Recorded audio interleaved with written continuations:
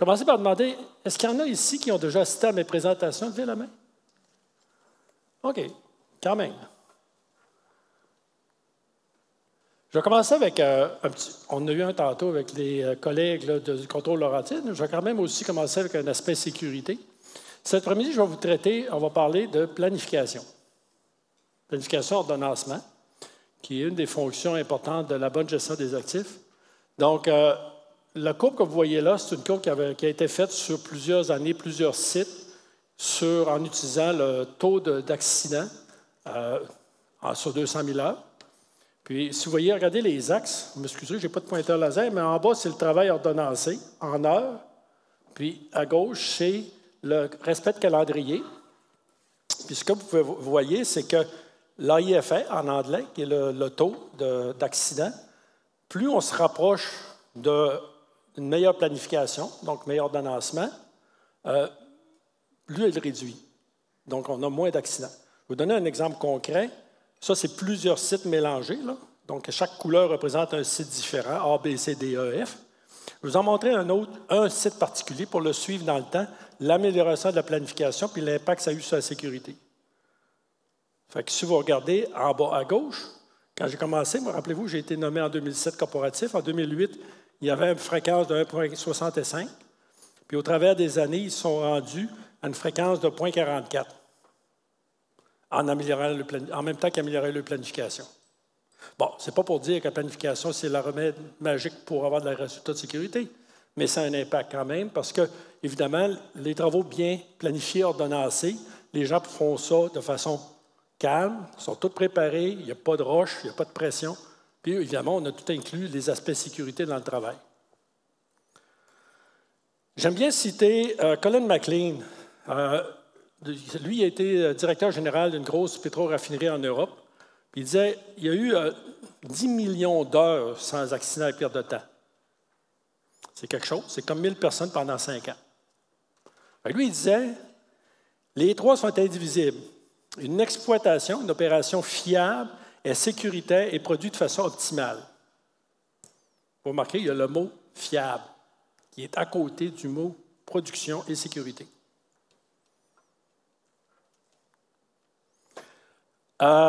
Vous allez voir sur vos tables, vous avez un petit triangle. Je vais vous inviter à prendre vos téléphones cellulaires, pour ceux qui en ont, puis à scanner le code QR.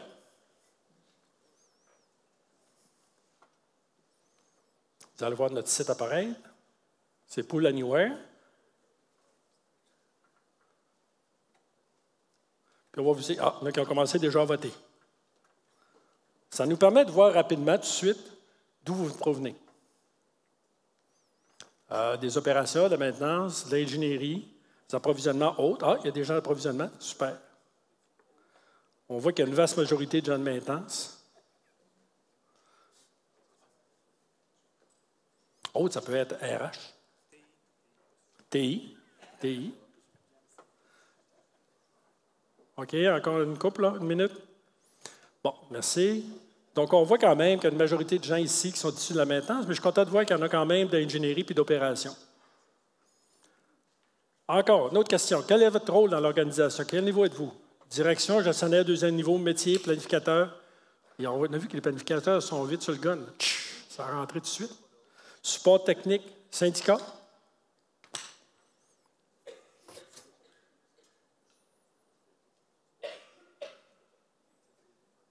Encore une minute. Bon, c'est intéressant. Quand même 15 de 20 15 de direction, 27 de deuxième niveau. OK, donc c'est intéressant. Planificateur 23, superviseur premier niveau 14, support technique 18. Métier 2, super. Il y en a quelques représentants ici. Syndicat, merveilleux. Pour entendre toute la même chose, puis après ça, progresser. Il y a de l'air d'avoir changé d'idée. Ou si quelqu'un qui joue un tour. OK. Cet après-midi, on va vous faire faire, c'est un atelier.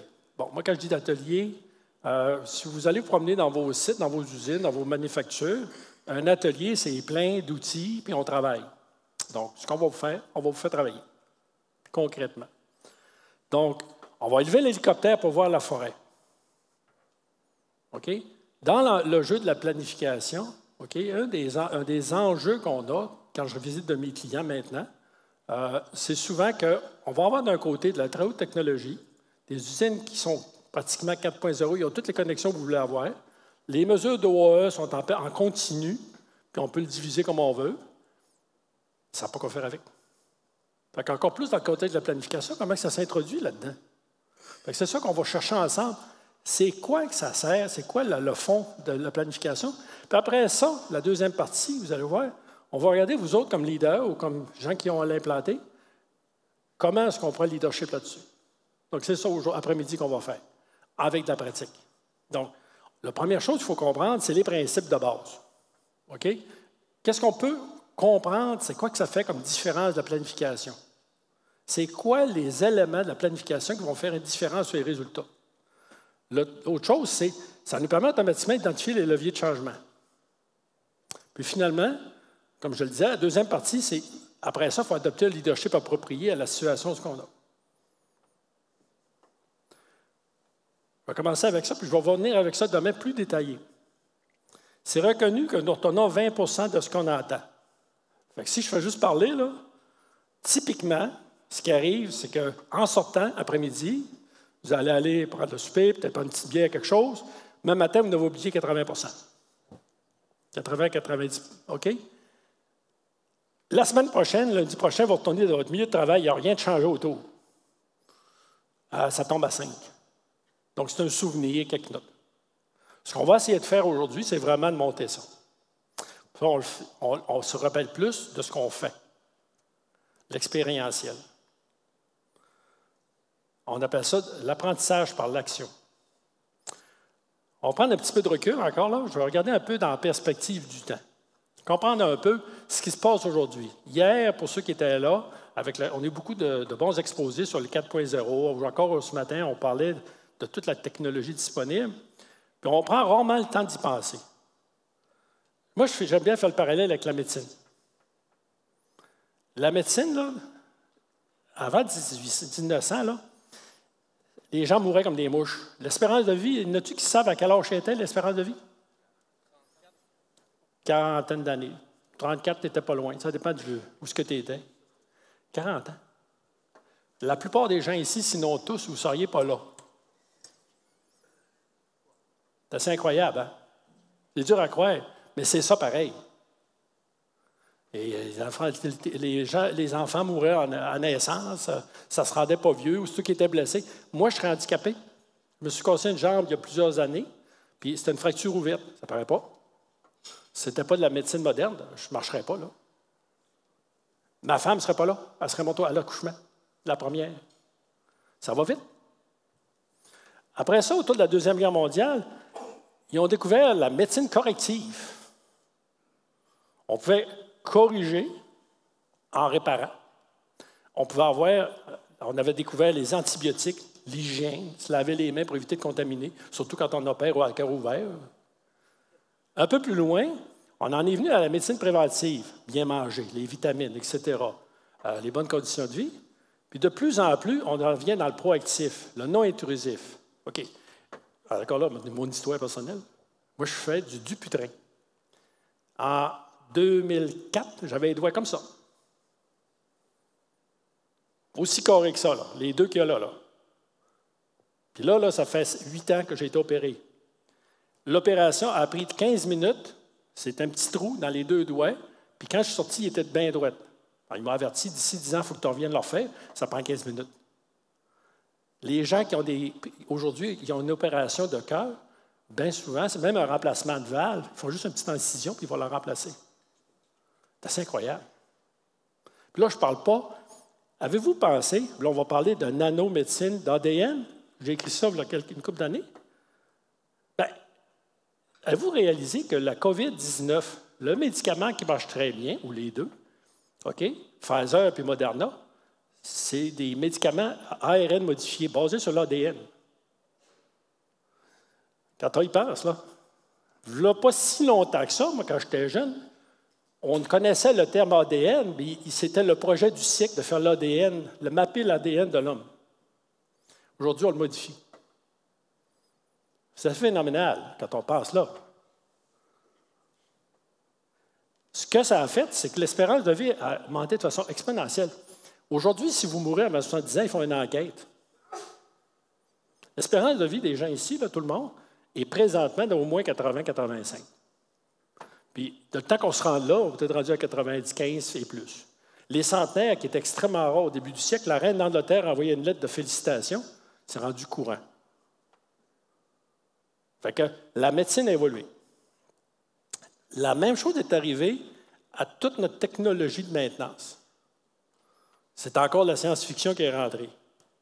On a entendu parler à tour de bras depuis une couple de jours. Ce qui est arrivé, c'est que toute la technologie a permis d'évoluer. Au début du 19e siècle, je ne vous cache pas, c'était les artisans. Nos ancêtres qui étaient en maintenance, c'était des artisans. Broche à foin et masse. Moi, quand j'ai commencé, à fin des années 70, à l'Alcan, les techniciens nous montraient comment mesurer la vibration avec un tournevis sur l'oreille. Excusez-moi. Un tournevis sur la joue. Ça nous permettait d'aller chercher la vibration sur notre joue. Puis les premières mesures, j'en ai mis un là. C'était gros comme ça, là, les premiers probes mesurer la vibration. C'était un système masse-ressort. J'avais regardé les plans pour le fun. Puis avec un système de bridge, de diode pour régulariser le signal. Hey, c'était fantastique. On voyait la vibration avec ça sur des indicateurs. Puis ça a évolué. Après ça, ça a été les piézoélectriques. Puis là, on est rendu avec les tablettes. Puis là, on va parler d'autres choses. On va parler aussi de plus en plus d'augmenter la durée de vie, puis de big data, d'intelligence artificielle. D'un point de vue opération, ça évolue aussi. Moi, quand j'ai commencé à l'Alcan, il y avait beaucoup de travail de bras, beaucoup d'opérateurs. OK? Puis les gens de maintenance, on était une petite gang.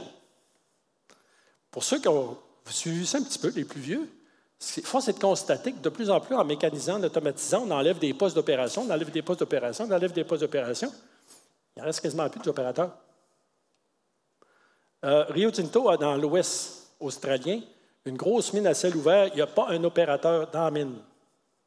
C'est tout automatique. Les camions, on en voit un là qui se promène tout seul. Les drilleuses se promènent tout seuls.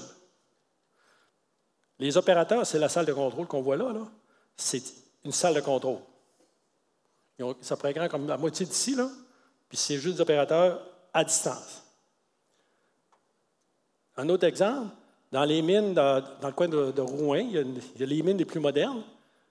Les véhicules en dessous de la terre, là, il n'y a plus d'opérateurs dedans. Puis quand je cherche un opérateur, ce n'est plus un opérateur qui s'est miné. Savez-vous ce qu'il cherche? Comment? Quel genre d'aptitude qu'il cherche? Un gamer. C'est ça. Ils vont chercher des gamers.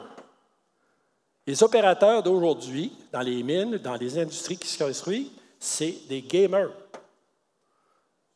On est loin de la pique-papelle, puis des jack drills, puis de l'évolution des petits camions qui se promènent avec.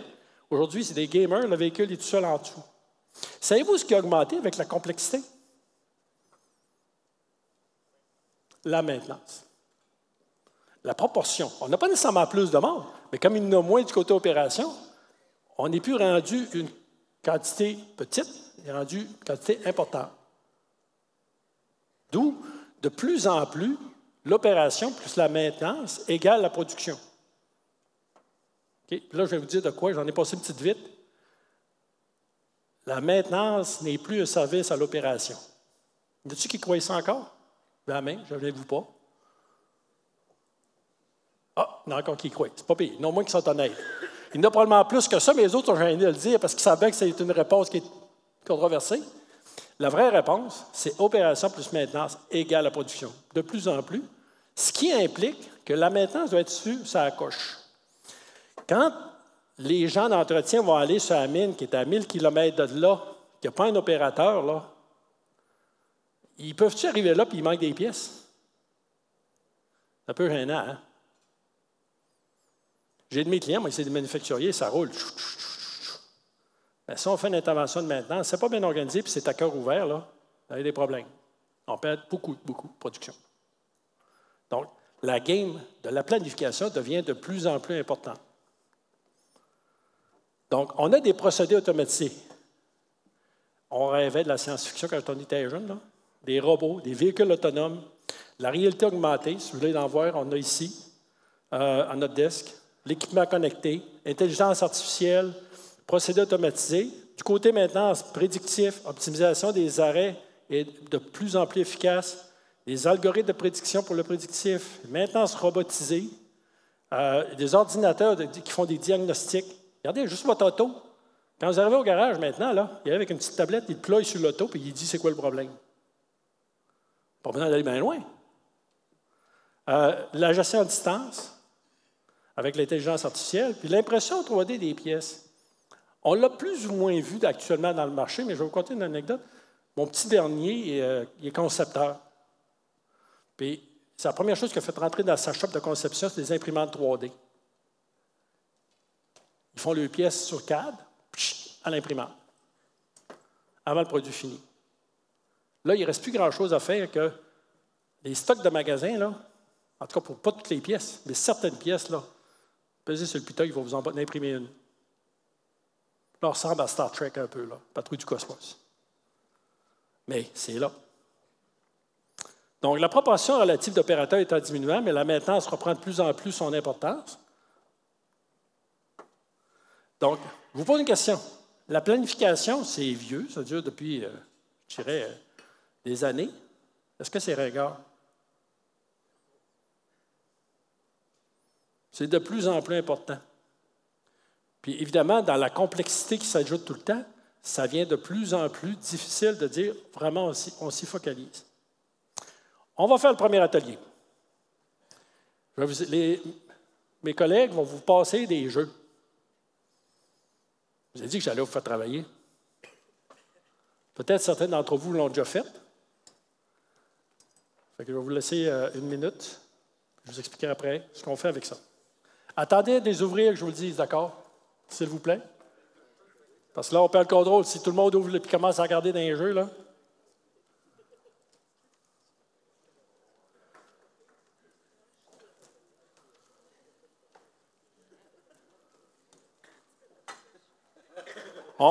Pendant qu'on attend, je vous suggère une main d'applaudissement pour les gens que vous allez voir qui collaborent, parce qu'ils ne sont pas en avant pour faire la présentation. Fait que donnons-leur tout de suite les honneurs de leur dire.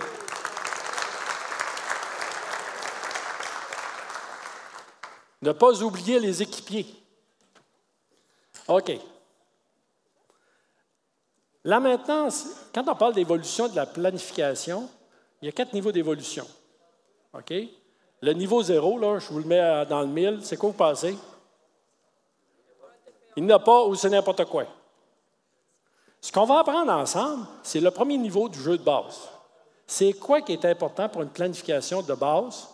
Puis on va jouer un jeu qui va vous permettre de l'expérimenter. Juste que vous sachiez, quand dans nos équipes, les planificateurs seniors vont pour donner une formation à l'équipe naturelle de travail. Donc, j'aurai ici devant moi superviseur de maintenance, technique, planificateur, opération. On lui fait jouer le même jeu que vous allez jouer pour qu'il apprenne justement les fondamentales, puis qu'est-ce que ça donne. OK? Donc, vous allez utiliser le jeu que vous avez en avant de vous, ça s'appelle le Kinex, pour fabriquer une balançoire. Là, je vais vous donner le top. Chaque équipe, chaque table, a reçu des jeux de Kinex. Chaque membre de l'équipe participe à bâtir la balançoire. Puis un participant doit noter le temps. Fait qu'à partir du moment où je donne le top, vous allez voir, il va y avoir je vais vous demander de synchroniser à partir du top le temps que ça vous prend. Évidemment, les gagnants, c'est ceux qui vont aller plus vite. OK? Il y a 2 magasins pour vous fournir les pièces situées de chaque bout qui vont vous manquer. Oui, effectivement, comme tu dis. Vous allez vivre en accéléré la vie de vos gens de maintenance qui vivent tous les jours, qui ont à faire un travail. Vous verrez. Une volontaire pour commencer. S'il vous plaît. Le micro est là, là. Le micro est là. Pas grave, c'est pertinent encore. Non, ben, dans les apprentissages, une des choses que j'ai observées sur les tables, c'est des étrangers qui sont appelés à travailler ensemble pour la première fois. Puis souvent, dans nos usines, dans nos organisations, c'est exactement ça, parce qu'on a tellement de roulement de personnel. Les gens se retrouvent à travailler ensemble sur des urgences, mais ils ne se connaissent pas. Ils ne connaissent pas le background, les forces, les faiblesses de chacun. Après ça, tu as la génération, de quelle origine, est-ce que les personnes parlent français ou pas. Ça amène beaucoup de complexité pour la planification. Un bénéfice très clair. Merci beaucoup. Très pertinent. Un autre? Là, je vais nommer des volontaires. Ah, Daniel. Merci. Qu'est-ce que ça apporte? Ça apporte des délais diminués, des temps d'arrêt de l'équipement, parce que tu vas arriver à l'équipement, tu vas demander à l'opération de l'arrêter, tu vas planifier ton plan de travail, tu vas diminuer tes risques d'accident énormément. Puis les gens de métier vont travailler plus longtemps sur plein de jobs parce qu'ils vont avoir des jobs planifiés dans le temps, ils ne courront pas après le stock, tout ça. Fait que ton time range va être amélioré par les gens de métier. Fait que il y a rien que des bonnes... il y a juste des plus. Il y a juste des plus à faire une bonne planification. Super, merci. Un dernier pour partager? Ah, Michel, envoie. T'es bon. T'es bon, envoie. Ça se pourrait-tu, Jean-Robert, que si on planifie mieux, on ordonnance mieux, je vais pouvoir faire plus de jobs d'une journée? Exact. Fait que, si j'ai moins de monde dans mon équipe, je peux compenser avec plus de monde. C'est très pertinent comme remarque. Attends une minute. Ce matin, on a parlé qu'on a plus de difficultés à embaucher du monde. C'est là que tu vas venir. Mais le point que Michel fait est extrêmement pertinent dans le contexte actuel. On a de la misère à recruter parce qu'il fallait faire le plus de travail avec moins de monde. Fait que stratégiquement, c'est une opportunité. Non seulement pour pouvoir couvrir l'ouvrage que vous avez à faire, mais le problème qu'on a des fois, c'est quand on met en place une bonne planification, c'est que les gens sont plus efficaces, et viennent à un moment donné, créez-le ou pas, on leur cherche d'ouvrage. Puis là, c'est embêtant de mettre à pied du monde. Fait que la situation actuelle devient, au lieu d'être un problème, devient une opportunité pour passer au travers et le soutenir dans le temps. Merci beaucoup, Michel. Ça fait plaisir, Jean-Robert. Peux-tu rajouter quelque chose? Non, mais juste dire, demain, ceux qui vont être ici, ça va être exactement le sujet de ma... Ah, bien, il fait ça va être un bon complément. Si vous voulez en savoir un peu plus, demain, Michel nous fait une conférence là-dessus. Merci tout le monde. Donc, P1, que je vais appeler P1, tantôt on avait P0, c'est le bordel. P1, c'est un jeu de base en planification et ordonnancement, comme Michel l'a bien mentionné. En planification, on prépare tout, puis l'ordonnancement, on se synchronise avec l'opération pour minimiser l'impact sur la production et être efficace dans le temps. Donc, c'est coordination avec l'opération. Puis une chose que, normalement, quand je vais sur un site, j'essaie de ne pas être dogmatique. Il y a plusieurs manières de faire les choses. Il y a des principes que je vais l'être, par exemple. Ça, c'en est deux. En planification, il faut que toutes les pièces soient là avant qu'on l'ordonnance. OK? Puis l'ordonnancement doit être synchronisé quand il y a des travaux qui ont touché l'équipement avec l'opération. Ça, je vous dis tout de suite, moi, là-dessus, je te dogme. Mais d'un point de vue après ça, comment vous faites? Il y a 50 000 façons de le faire. Un niveau encore supérieur de planification, OK? Alors, on va appeler ça P2. Donc, on a fait P0, P1, on l'a réduit à P2. On va réduire la durée de l'arrêt de façon significative. Ça peut faire pour des gros arrêts, ça se fait aussi pour des arrêts d'équipement qui sont répétitifs ou des travaux répétitifs. On évite d'excéder la durée planifiée. Il n'y a rien de plus, excusez le québécois, des jeunes, c'est gossant. Il n'y a rien de pire pour l'opération. OK, on vous passe l'équipement pour 8 heures, mais 12 heures plus tard, il n'est pas parti en gare. Évitez le retravail. On vous l'a donné pendant 8 heures, il brise le lendemain matin. Ou on vient pour un préventif. Puis ce qu'on vise éventuellement, ça a été bien expliqué ce matin par les collègues de Contrôle Laurentides, quand on évolue vers de la maintenance préventive et périodique vers la prévisionnelle, on va faire les travaux de planification basés sur la condition. Beaucoup plus. Donc, pour réduire significativement la durée, on prend d'utiliser une technique qui s'appelle SMED. En anglais, c'est Single Minute Exchange of Die. Est-ce qu'il y en a qui ont déjà essayé ça en planification? OK. Pouvez-vous venir témoigner? S'il vous plaît. T'es bon là-dedans, viens. Merci. Explique-nous comment ça se fait et quoi ça donne. Bien, il y a une vidéo qui passe sur YouTube, un changement de pneu d'une Formule 1. On voit dans les années... On va vous la montrer demain. OK, excusez, je te vole pas de punch. OK. Bien, un SMED, on a fait une job, changer une trunion pour un ball mill chez Alouette. C'est automne. C'est des travaux sur 10 jours avec différentes équipes. Fait qu'on a fait un diagramme de Gann, mais chaque tâche a été faite sous forme de SMED pour être capable de maximiser toute la fenêtre pendant l'arrêt puis penser quoi faire qu'on peut faire en amont pour limiter le temps. Puis combien vous avez réduit de temps? Bien, initialement, cet arrêt-là était sur un horizon de 12 jours, puis on l'a fait en 8 jours.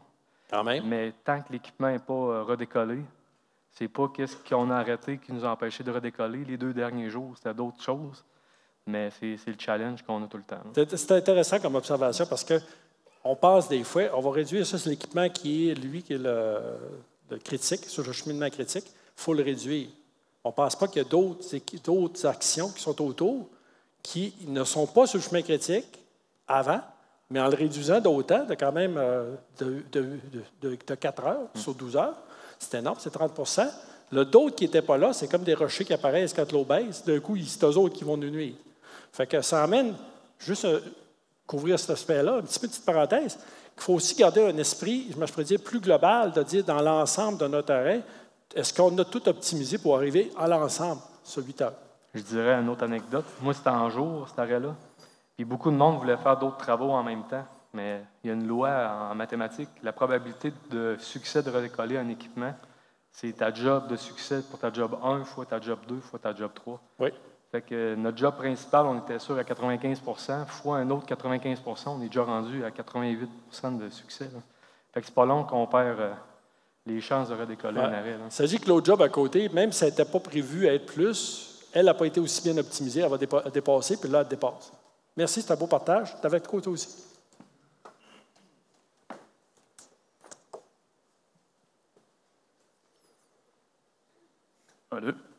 Oui, on avait des disjoncteurs remplacés sur l'alimentation des redresseurs pour une usine d'aluminerie à La Terrière. Puis, avec l'opération, on devait diminuer le temps. À l'époque, on avait pensé que 2 jours que ça prenait. Puis on avait des risques d'impacter un peu trop la production parce qu'on réduisait la production.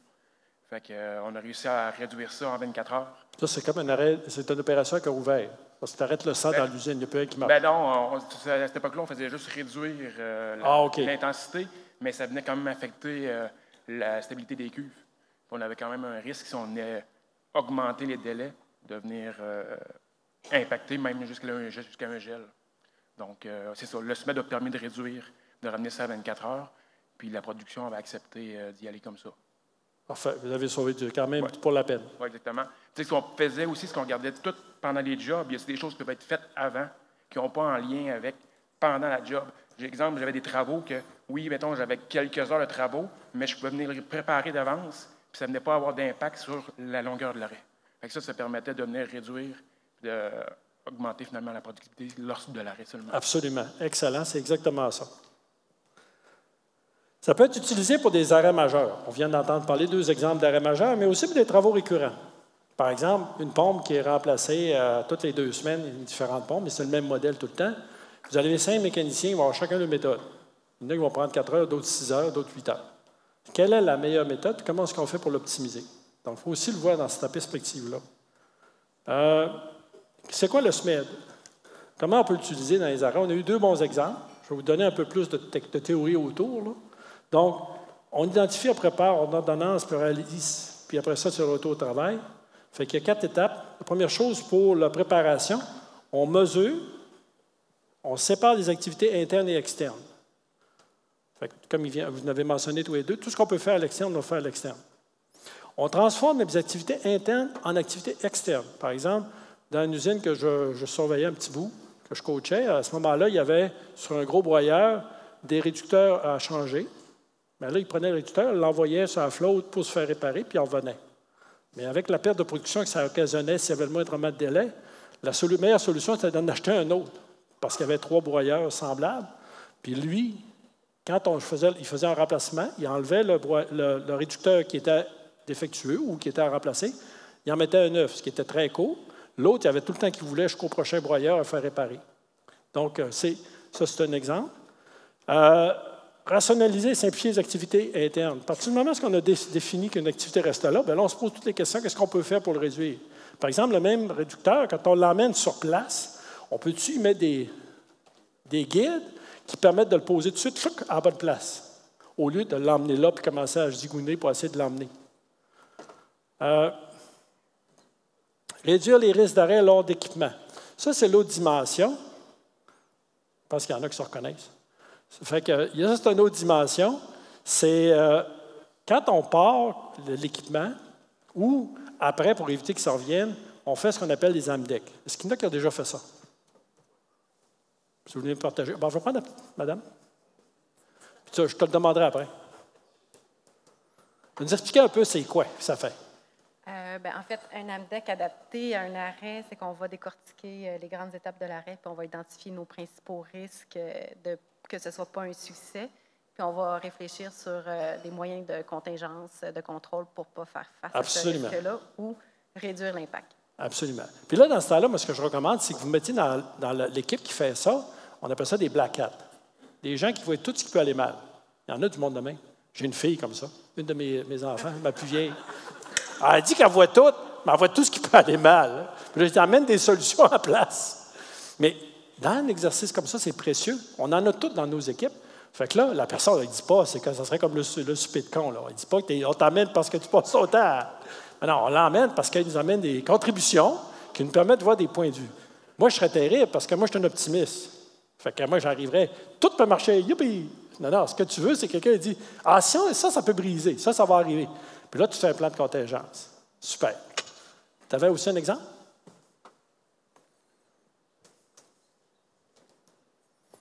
Bien, sans dire un exemple, un AMDEC, dans le cas des arrêts, je le vois comme une analyse de risque. Oui. Dans le fond, c'est carrément le même terme que j'aurais utilisé dans ces cas-là. Absolument. Puis là, tantôt, on a donné l'exemple pour s'assurer qu'on arrête, puis comme c'est prévu. Tu sais, qu'on reparte, puis ça reparte à l'heure prévue. Mais on peut aussi l'utiliser en disant, qu'est-ce que je fais pour éviter que le lendemain, on revienne? C'est quoi qui pourrait arriver ça? On fait un autre set de questions comme ça. Puis là, c'est surprenant. Puis dans ta contingence qu'on disait tantôt, ce que tu fais dans ton plan de planification, souvent, la charge de travail, au début, c'est plus tranquille, puis à un moment donné, il y a un pic, tu as beau t'asseoir. Il y a un pic, puis après ça, vers la fin de l'arrêt, ça ralentit un peu. Tu peux plugger tout dans ton temps de vérification préopérationnelle, dans le fond, un peu comme un projet, pour être sûr que quand tu l'arrêtes, il arrête, puis ça repart comme voulu, la switch part on, puis après ça, qu'il n'y a pas d'autre retravail.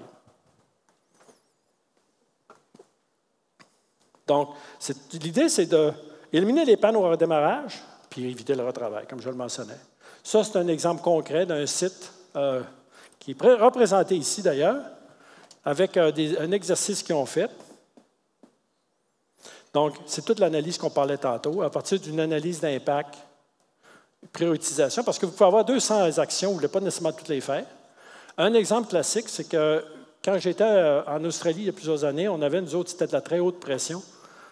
Puis, ce qu'on faisait quand on faisait un arrêt, on démanchait les tuyaux, on me mettait. Là, il y avait une personne qui était assignée à tout torquer les bottes en s'en allant. Puis, il y en a un autre qui retournait, il faisait encore le torquage dans l'autre sens. Ça valait la peine, parce que si du caustique à haute température, haute pression, pissait, là, je vais vous dire une affaire, c'était extrêmement dangereux. C'est aussi pire qu'une bombe.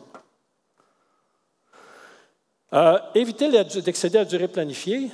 Bon, c'est ce qu'on parlait tout à l'heure. Éliminer les erreurs au démarrage, donc, et le retravail. Pour chaque étape, il nous faut un facilitateur, identifier les modes de défaillance possibles. C'est ce que la petite madame. Madame? Je vais vous nommer. Julie, merci. Madame Julie nous a dit, merci encore. Je ne veux pas faire de particulier, mais ma plus vieille question s'appelle Julie. Ah oui, super. C'est juste une coïncidence amusante. Identifier les modes de défaillance possibles, implication des employés d'expérience technique et opération, ainsi qu'externes, les contracteurs, les consultants. Puis, ce que je disais tantôt, pas elle, mais ma Julie, on veut avoir des anxieux qu'on appelle des black hats, bien documentés, puis ne pas oublier à la fin, après l'arrêt, on fait un post-mortem. Qu'est-ce qui a bien été, qu'est-ce qui n'a pas bien été? Et surtout, c'est bien beau de le faire, mais la fois suivante, on se prépare avec, qu'on a appris de la fois précédente. J'ai trop vu qu'on prépare un arrêt, mais on a oublié notre post-mortem la dernière fois où on l'a perdu. Travaux basés sur la condition, donc évolution de la provenance des travaux. Donc, ça, c'est assez d'illustrer un petit peu l'évolution de la conceptualisation. On l'a vu un petit peu un matin, mais c'est une autre manière de le présenter. Donc, ce qu'on veut, c'est travailler mieux, plus vite, plus intelligent. Donc, autrement dit, on ne veut pas travailler plus fort. On veut plus de résultats en travaillant moins fort. Moi, j'ai tout le temps dit que je suis un paresseux de nature. Je m'organise toujours pour ça que j'adore le 5S. Je trouve, je ne cherche pas. Ça me frustre de chercher. Maintenance conditionnelle, j'adore ça. Ça m'avertit avant. Je déteste les surprises. Je suis un paresseux. Je ne veux pas être mal pris puis avoir à courir. Donc, les urgences, en fait, l'idée, c'est qu'on répare aussitôt que possible. Bien, la maintenance, ça coûte cher. Je l'ai entendu une couple de fois aujourd'hui parmi les tables. On va mettre un périodique ou un déclencheur. Autrement dit, à toutes les 2000 heures, on va faire le préventif. Ou ben non, à tous les 6 mois, tous les 3 mois. On va l'inspecter. Donc, périodique préventif pour contrôler les défaillances. Donc, ce qu'on met en contrôle, on sait qu'on va aller voir. Basé sur la condition, c'est le niveau suivant. Bon, comme l'a mentionné ce matin Alain, de contrôle rentide, 90 % le benchmark des équipements rotatifs. J'utilise le même, j'ai la même chose. Mais au minimum, on commence avec 20, 30, puis on y va graduellement. Mais si vous avez moins que ça, je renforcis son message, je dis la même chose, mais je le dis dans mes mots. Moi, j'appelle ça des assurances à la vie. Il y a un client qui me disait, pas plus loin qu'hier, nous autres, on couvre tout ce qui est 1500 HP et plus. Parfait. Mais ça, c'est une assurance sur la vie. Si tu veux vraiment aller dans la mentalité de maintenance conditionnelle, tu veux aller dans la maintenance conditionnelle, l'idée, c'est d'anticiper les problèmes avant qu'ils viennent. Tu veux les voir venir. Moi, je donne un exemple. C'est comme si tu avais des bombes à retardement avec des mèches. Vous savez, des vieilles bombes avec des mèches. Ce que vous voulez, c'est quelqu'un qui vous dit la longueur des mèches de toutes les bombes. Fait que si vous aviez cette information-là, vous ne seriez jamais surpris. Puis vous avez le temps de planifier, d'avoir les pièces, puis d'être efficace. Et finalement, conditions optimisées. La maintenance conditionnelle a ça de particulier, qu'on a des normes qui nous donnent un peu un ordre de grandeur, puis on est capable d'anticiper de la courbe PF, qui a été mentionnée aussi ce matin. Mais une autre particularité qui est peu utilisée quand on est vraiment avancé, c'est d'augmenter la vie des équipements en étant plus sévère dans ce qu'on accepte au niveau de la condition. Je donne un exemple. Si vous prenez l'huile que vous recevez du manufacturier, qui a souvent de la roche au fond du réservoir, ça va vous donner une espérance de vie de temps de votre équipement. Si vous le filtrez, pour le rendre beaucoup plus fin, vous pouvez aller jusqu'à 9 fois plus long de vie. C'est des études qui ont été faites par les tribologistes. Donc, en partant, si vous faites juste la bonne lubrification, comme c'est supposé être, vous allez avoir une vie X, qui est déjà très bien. C'est mieux que de ne pas changer l'huile. Mais on peut aller plus loin. C'est pareil avec la vibration, c'est pareil avec tous les conditionnels. Donc, je disais tantôt, la base, la maintenance conditionnelle, ça vous donne la longueur de votre mèche. La condition optimisée, c'est qu'on est capable d'aller plus loin, on augmente les vies. Puis, éventuellement, le P2 de la planification, elle va être basée beaucoup sur la maintenance conditionnelle. Par rapport à la P1 tantôt, que vous avez fait le jeu de base, quand on va faire de la planification plus avancée, on va faire des SMED, on va faire des AMDEC, mais on va faire aussi de la planification basée sur la condition. Aussi, quand on parle d'avoir des pièces, on va avoir ce qu'on appelle, il y en a qui connaissent, c'est quoi ça? Kitting, oui. L'autre chose, c'est qu'on a une visibilité de la planification à plus long terme. Au jeu de base, P1 que je parlais tantôt, ce que je recommande à mes clients d'apprendre à marcher, à planifier au moins une semaine d'avance. Quand vous aurez maîtrisé ça comme il faut, là, on ira plus loin. Mais classe mondiale, c'est 4 à 6 semaines d'avance. On est rendu avec un processus de planification fluide qui inclut la mobilisation des employés qui donnent dans les rencontres du matin. Pour ceux qui ont, y en a-t-il qui ont du lean ici? Lean? Lean? Lean? Oh, lean? Lean? OK. Tableau de bord du superviseur le matin. Version planification, c'est donnez-moi du feedback en continu sur la qualité de la planification pour que je puisse l'améliorer. Et les travaux majeurs et travaux standards sont traités en pit stop, ce qu'on a vu tantôt avec les AMDEC. Une fois qu'on a défini la meilleure pratique, on l'écrit en un travail standard. On a eu des exemples ce matin aussi, avec photos, données précises, etc.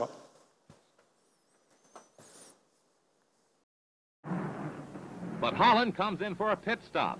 Time to refuel and change tires. Lou Moore himself changes the tires. Only 4 crew members, including the driver, are allowed to work on the car. It's a tense time. Holland stays in his seat, anxious to get away. Let's watch.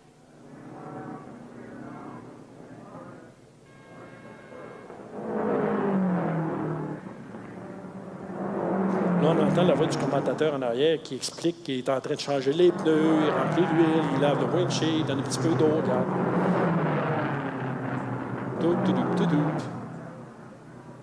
Ça, c'est la Formule 1, hein? Au cas où vous n'auriez pas noté. Là, il change les pneus un par un avec un bord à jack, comme on dit, une barre à jack, là. À la main. Il tourne un pneu, il place, il l'ajuste, il met la vis. Il tape dessus, là, pour la serrer, il abaisse le jack. A crewman polishes the windshield as OK, Holland on est moves prêt à away partir. just 67 seconds after he stopped. Alors, notez bien après ça ce qui arrive. 2013 Melbourne.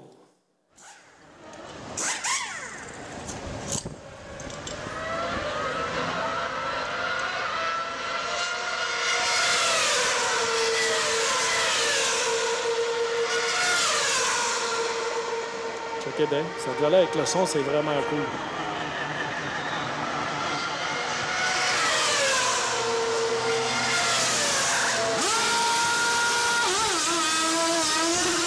On entend. Il est parti. C'est tout ce qu'on entend. Il y en a qui disent c'est demain que je change mes tailleurs d'hiver. Comment est-ce qu'on explique la différence? Allez, d'après vous. Pouvez-vous aller au micro qu'on vous entende, s'il vous plaît?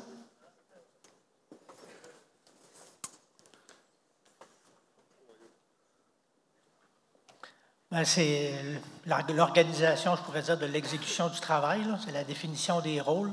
Définition des rôles est claire. Définie pour chaque personne. Oui. Chaque personne a un poste précis où il doit Oui. se présenter puis avoir une action. Oui. Super. Une autre observation. Ça vient tout de la même table. Vous autres, vous riez, hein? Vous viendrez faire un commentaire après.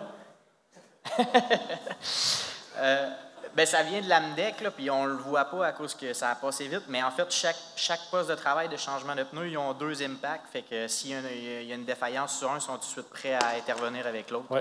Puis genre, il y en a une autre chose aussi que vous n'avez pas remarqué, c'est que la note, un quart d'auto. Fait qu'il met son impact, clouc, il sort. Il y en a un autre qui est à côté, qui est prêt, il sort le pneu, puis il y en a un autre qui est à côté avec le bon pneu, puis il le met, puis l'impact, il revient, clouc, un quart d'auto. Merci. Une autre observation. Vous autres, vous avez ri?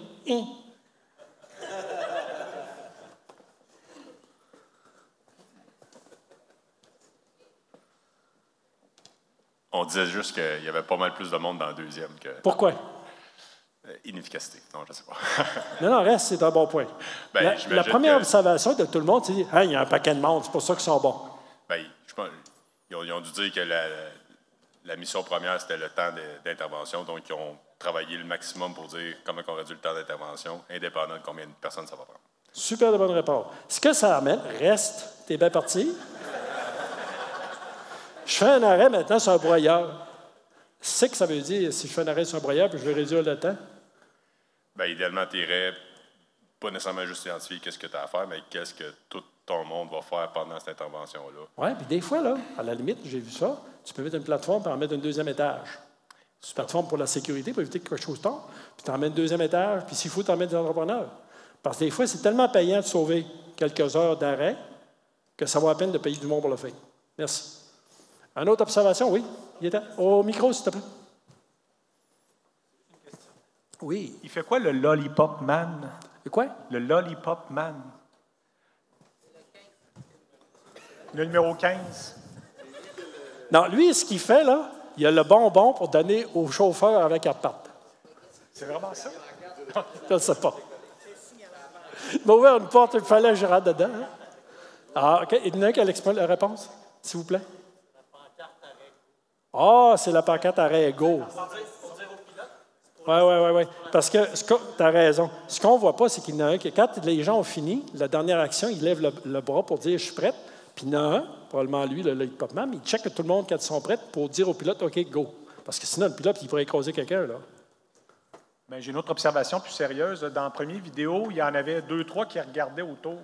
Tandis que dans la deuxième vidéo, moi, je voyais personne qui regardait. On dirait qu'ils ont mis tout l'atelier. C'était assez important qu'ils disent, bien là, tout le staff s'y met. Quand il y a un changement de pneu, on met toute l'équipe. C'est l'impression que ça donne. Je ne sais pas si c'est le cas.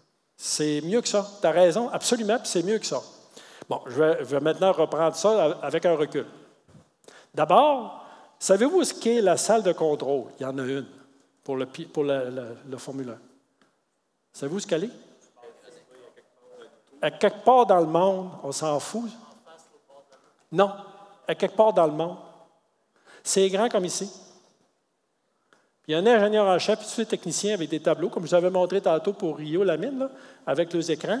Puis ils monitorent toute la maintenance conditionnelle sur la machine, incluant le glissement des pneus. Il y en a qui ont ça sur les autos, des fois les pneus qui glissent à cause de la pluie. Là. Ils ont ça, eux autres, évidemment. Ça vient de là. Ils ont toutes sortes de mesures. Fait que si, mettons, on prend cet exemple-là, il y a un pneu qui glisse un peu, ça fait une sonnette. Lui, il voit ça sur son écran. Il avertit l'ingénieur, les conditions de la route ont changé, il faut changer de pneu. OK, quel pneu qu'on prend? Parce que là, il faut que vous pensiez que tantôt, c'était bien beau de dire ils sont 50, puis il y en a un qui enlève le pneu, il y en a un autre qui en remet. Quel pneu qu'il remet? Vous voulez que les 4 mettent le même? Vous voulez qu'ils sur un set de 10 sortes de pneus différents, dépendant des conditions de la route? Il y en a qui sont plates, il y en a qui ont des grooves, il y en a qui aussi. On met tout le même. Fait que t'en as un qui colle la shot, qui dit en arrière, planification oblige, vous allez mettre le pneu numéro, mettons 5. Là, les 4 qui ont des pneus à aller chercher, ils vont chercher le 5, chacun dans leur rack. Ils arrivent, ils sont prêts. Ces gars-là se sont entraînés 50 millions de fois à faire le même geste, et en équipe aussi, pour faire ce changement de pneu-là de façon optimale. Fait qu'il y en a. Le monsieur qui disait la formation, oui. Et super.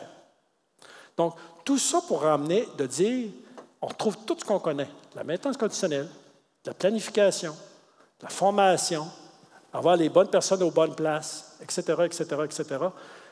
Le dernier record, je me souviens bien, je pense que je l'ai là. Le dernier record, c'est 1,82 secondes en 2009. Il n'a pas été battu encore, est-ce que je connaisse? Passez-y. 1,89 secondes pour changer les pneus, refueler s'il y a besoin, checker l'huile, puis il repart. Bien, il y a un moniteur. Il moniteur en permanence. Zéro perte de... Ce qu'on cherche, c'est de la fluidité, zéro perte, zéro erreur. C'est ça le principe qu'on veut avoir. Puis comme tu disais tantôt, ils ont toute une tâche, ils savent tout ce qu'ils ont fait, ils sont entraînés pour. Puis une chose que je veux vous faire observer aussi, puis demain, je vais vous ramener ça, ils travaillent en équipe. Okay, je m'explique. Il n'y en a pas un qui fait la job de l'autre. Il n'y en a pas un qui doute de l'autre. Ce n'est pas la faute de l'autre. Chacun a sa tâche, chacun l'accomplit avec excellence. Puis ça marche. Ils ont tous le même but. Quand j'arrive dans un site, puis ça arrive plus souvent que vous pensez, je dirais la majorité du temps, puis que tout le monde court le matin sur les urgences, là, pensez-vous que c'est ça? Tout le monde court sur la même balle. Donc, ce qu'on a vu, c'est le niveau de maturité en planification. Le P0, ce que j'expliquais tantôt, c'est le domaine instable. OK? Donc, pas de planification où on joue au pompier. Vous voyez, il y a un petit pompier. Le P1, c'est le domaine stable. On est en contrôle. Le jeu que vous avez joué tantôt, les petites balançoires, là, il faut réaliser ce que ça fait comme différence d'être dans le domaine stable avec la planification. Le niveau 3, là, on est beaucoup plus participatif, engagé, puis maîtrisé. Donc, c'est là qu'on va parler d'AMDEC, on va parler de SMED, c'est là qu'on va parler de maintenance conditionnelle, qui est la source de la plupart des travaux de planification. Puis le niveau supportant, le niveau suivant, là, on optimise. Donc, c'est de l'amélioration continue. Je parlais tantôt des employés dans le tableau ligne le matin qui donnent un hint, telle pièce n'était pas la bonne, j'ai eu à chercher telle affaire, il y a telle chose qui ne marche pas. Le planificateur met à jour tes données, fais telle affaire, fais telle affaire. Typiquement, tant en fiabilité qu'en planification, ça prend de 2 à 3 ans par niveau quand ça va bien. Quand vous avez le vent dans les voiles, dans les places, dans les endroits des clients, ou moi-même dans ma vie professionnelle avant, à Rio Tinto Alcan, quand ça n'a pas le vent dans les voiles, je parle de DG et compagnie, là, ou directeur, bien, c'est plus que ça. Il y en a que je connais, je regarde, il y a de mes clients anciens aujourd'hui qui me regardent et font ça. Là. Fait que, à ce moment-là, eux autres, ils savent que ça peut aller à 10 ans et plus avant de sauter un niveau. On retourne sur nos petits voteurs. En pratique, c'est quoi les bénéfices que vous voyez, vous autres, à la planification? On en a parlé tantôt, vous avez fait un petit atelier. Je voudrais que vous votiez maintenant.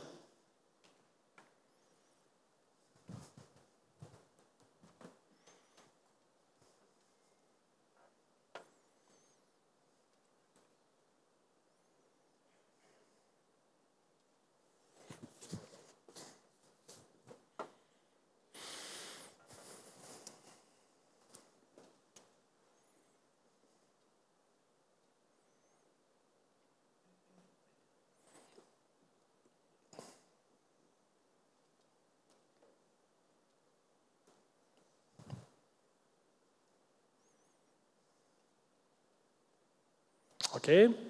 On va finir. Non? Mais on peut le dire. Ce qui ressort, je suis content, c'est la durée des arrêts pour les pertes de production. Un des enjeux souvent de la maintenance, c'est s'accrocher à la production. Comme j'entends de fois, j'ai de la misère à convaincre ma direction. C'est parce que dans ce temps-là, on prend le problème à l'envers. Il faut commencer par comprendre la direction, c'est quoi ses enjeux, puis comment est-ce qu'on va faire en planification, en fiabilité, pour supporter cet enjeu-là. Il faut aider notre direction, nos DG et compagnie, à réussir dans les performances. Là, dans ce temps-là, c'est beaucoup plus facile parce que là, ils vont voir qu'on est des contributeurs à leur succès.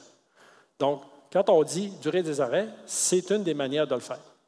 Santé et sécurité, c'est souvent un enjeu aussi. Là, on va arriver à un autre domaine. On va parler de leadership. On a fait tout ce qu'on a vu jusqu'à date, là. Là, la question aussi, vous êtes une majorité de gens qui vivent ou qui sont des gestionnaires. Puis ce qu'on va discuter, c'est comment faire pour emmener l'organisation là. Le leadership qu'il faut approprier. On va changer complètement de style. Parce que là, je vous sens un petit peu amorphe, là. On va vous réveiller un peu. On va changer de style complètement. Là, ce qu'on va faire, on va être plus du côté spatial.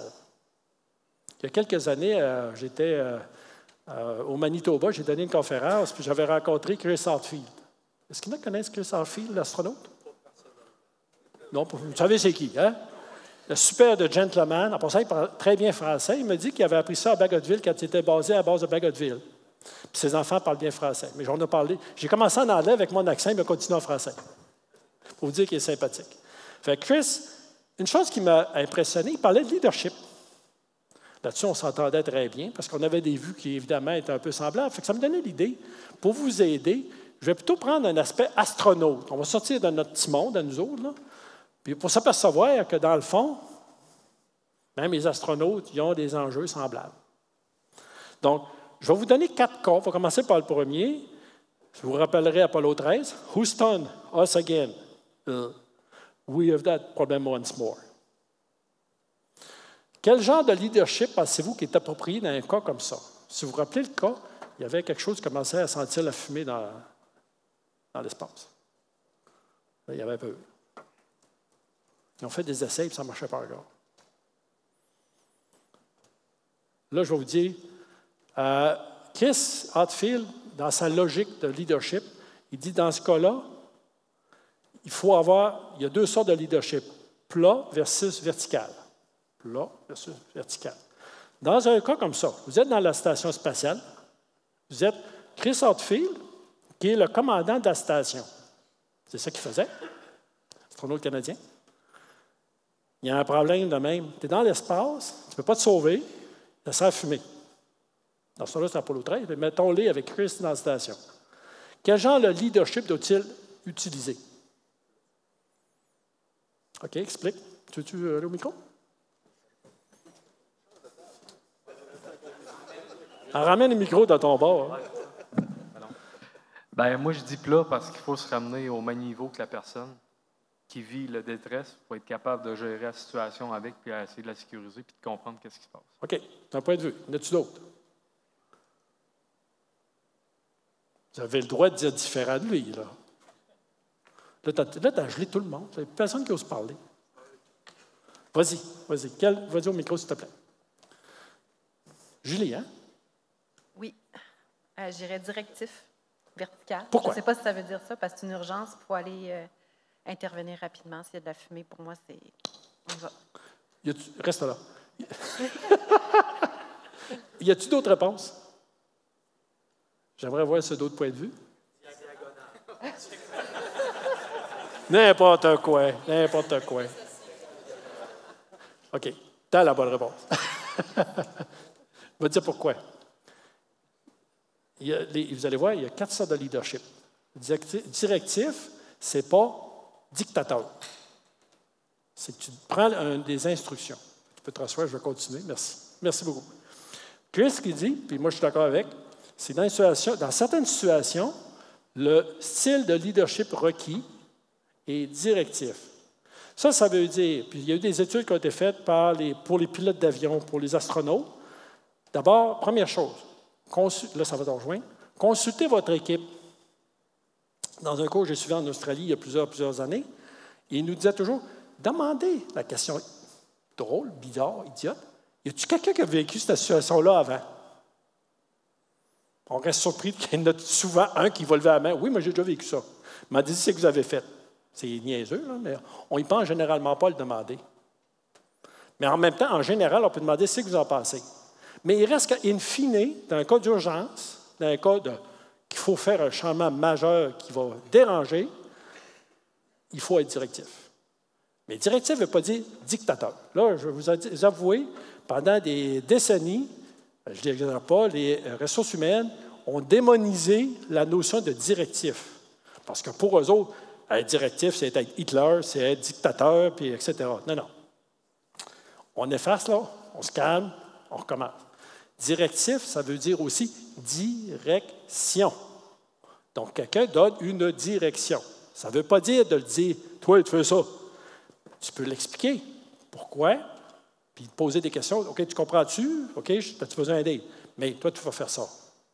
Dans un cas critique, comme l'exemple qu'on a, à un moment donné, il faut que quelqu'un colle la shot.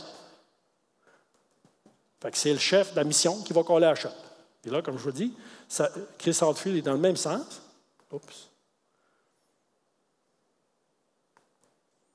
Fait que c'est un leadership vertical. Là, je cite Chris. Leader doit être en charge, prendre des décisions et diriger son équipe. Les leaders doivent donner une direction, un sens, une raison. Donc, ce n'est pas un dictateur, ça. C'est dire, bien, écoute, moi, sur les 3 options que j'ai, je choisis celle-là pour telle raison, telle raison, telle raison. Est-ce que tout le monde est d'accord? Go, on y va.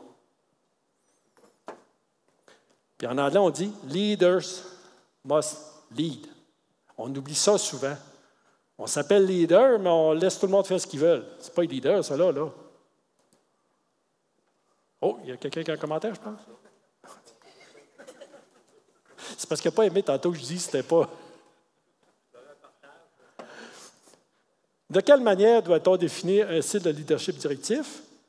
N'est pas un dictateur, c'est de fournir une direction. Le mieux, c'est d'écouter puis de prendre une décision et d'expliquer après. Deuxième situation que je vous pose. Encore toujours les astronautes, ça va être 4 situations d'astronautes dans la station spatiale. Un spécialiste à l'intérieur de la station spatiale, sur le temps, il y a des ingénieurs, des médecins, des biologistes, il y en a tous les sortes qui font là-dedans, des doctorats, évidemment, automatiquement. Ils sont très entraînés. Ils ont pratiqué leurs expériences sur Terre avant de partir 50 000 fois, souvent dans une piscine avec un habit d'astronaute, puis toutes les conditions. Ils sont très motivés. Imaginez, hey, aller travailler dans la station spatiale, c'est-tu trippant? Puis ils sont experts, puis ils ont leur propre liste de tâches d'expérimentation. Ils ne vont pas là pour décider, je vais faire ça ce matin. Non, non, il y en aurait bien serré, c'est ça, ça, ça, ça, ça. OK, c'est bien serré. Donc, quel genre de leadership Chris doit-il adopter dans ce cas-là?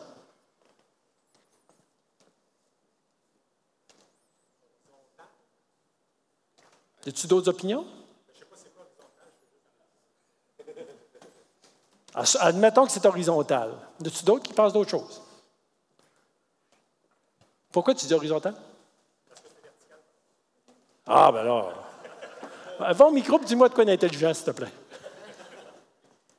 Je pense que quand on n'est pas dans l'urgence, là, on est plus dans la direction d'équipe en mode normal, c'est-à-dire de s'assurer que chacun a une tâche et qu'ils la font comme il faut.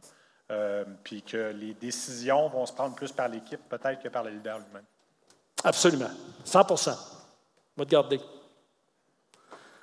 Je vais juste rajouter une coche. La maturité, c'est savoir, vouloir puis pouvoir. Dans ce cas-là, la personne a sait, elle veut, puis elle peut, elle a toute son affaire. La madame qui est là, elle travaille sur son ordinateur, qui est le sien, puis elle fait ses expériences. Excusez-moi, là. Excusez-moi, j'ai l'impression que je pisse sur le mauvais piton. Bon, OK. Là, je vais vous demander, comment approcheriez-vous cette situation? On l'a dit tantôt. Vous avez la réponse?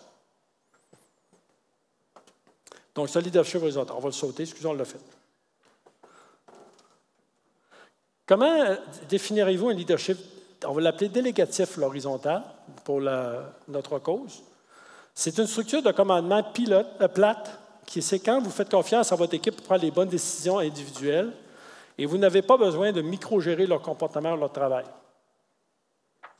Pour un observateur extérieur, explique Chris, il pourrait même ne pas être en mesure de choisir qui est le commandement, de définir, de choisir qui est le commandement de ce groupe à ce moment-là. L'équipe est en train de travailler, là, on n'est même pas capable de dire c'est qui le chef. Vas-y. Ça le démarche. Dans le fond, juste pour revenir par rapport à mon choix de tantôt, c'est pas mon ego qui parle, mais chez nous, à la station, on gère l'entrée électrique de l'usine.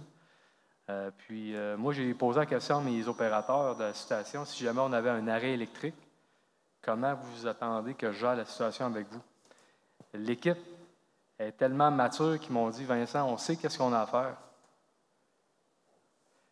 Je suis un observateur pour eux. Puis c'est de prendre le feedback après avec cette équipe-là. Fait que le gars dans l'espace, je pensais qu'il allait savoir qu'est-ce qu'il allait avoir à faire pour après prendre une décision. Mais... Fait que tu avais raison, mais pas dans le bon cas. Oui, c'est ça. Parfait. Excellent. Merci du partage, parce que c'est pertinent. Ça permet de replacer les choses et de donner un exemple concret. Puis c'est vrai, ce que tu dis. Pour moi-même, avoir eu des situations à gérer, souvent, tes électriciens sont plus compétents que nous autres. Fait que je n'irai pas lui dire quoi faire, là. Troisième situation de leadership. Lorsqu'un nouveau membre entre dans la station orbitale, quel genre de leadership il faut prendre? Coaching? Pourquoi? Au micro, s'il vous plaît. Au micro. Bien, il faut entraîner nos personnes à faire ce qu'on veut puis ce qu'on attend de ces personnes-là. Il faut vraiment avoir une lignée directive claire avec des procédures et des formations. Là. Je vais continuer ce que tu dis. La personne rentre nouvelle dans la station orbitale. Où sont les choses? C'est comme quelqu'un qui rentre dans ton usine la première fois que tu as manufacture. Moi, je sais quand je rentre chez mes clients, des fois, je me perds. Il faut que je mieux d'avoir un guide. Donc, c'est un peu ça qui arrive. D'un point de vue technique, la personne est connaissante, mais pour le milieu qu'elle est, elle a besoin de guide. Donc, elle a la maturité, elle a le vouloir. J'ai de la musique? Excusez-moi. OK. Toi, tu as dit coaching. Est-ce qu'il y en a d'autres qui ont d'autres opinions? Tu peux jouer avec la manette. Oui, pour voter. Il y en a que je vois qui ont des cellulaires et ils ne touchent pas.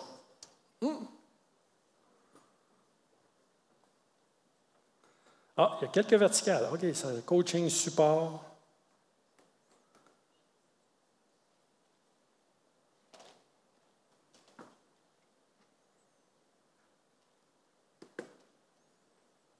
OK, on continue. On va dire coaching. Les leaders, à ce moment-là, ce qu'il faut, c'est qu'ils persuadent, qu'ils forment, ils impliquent. Les gens, rappelez-vous cette phrase-là que je vais vous dire des fois quand je vais vous rencontrer, nous ne savons pas ce que nous ne savons pas. Pensez-y, philosophiquement, c'est puissant. Ça a l'air niaiseux, là, mais ça ne l'est pas. 4e cas. Un membre de l'équipage de l'ISS rencontre un problème, ressources personnelles, etc. On a besoin d'aide pour sa tâche. Donc, au niveau de la maturité de sa tâche, il sait, il veut, mais il manque des choses. Il y a des problèmes. Quel genre de leadership dans ce temps-là?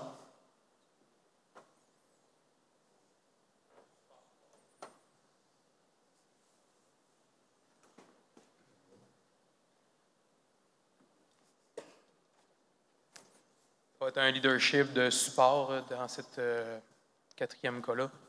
Dans le fond, c'est vraiment s'il y a la maturité, le savoir, c'est peut-être juste de lui donner des bonnes éthiques de travail, puis de avoir la bonne procédure de travail pour faire le travail. C'est ça. C'est en fait la pyramide inversée qu'on parle souvent. C'est là qu'on le retrouve. Là, l'employé est le centre, mais il a besoin de notre aide pour réussir à performer et à faire ce qu'il a à faire. Fait que dans ce temps-là, on se met en position de support, d'aide. Merci. Donc, on est dans le support. Il y en a-tu qui pensent différemment? Votez, s'il vous plaît. On va voir si on a tous la même réponse. Vous avez le droit de ne pas être d'accord, hein? Oui, coaching pourrait faire aussi, hein? C'est pas mauvais. Ça pourrait, dans certains cas, être délégué, oui.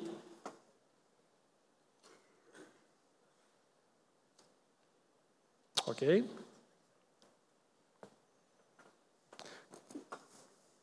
Un leadership supportant, c'est lorsque vous faites confiance à votre équipe pour prendre les bonnes décisions individuelles et que vous n'avez pas, quand fournir un soutien à leur travail.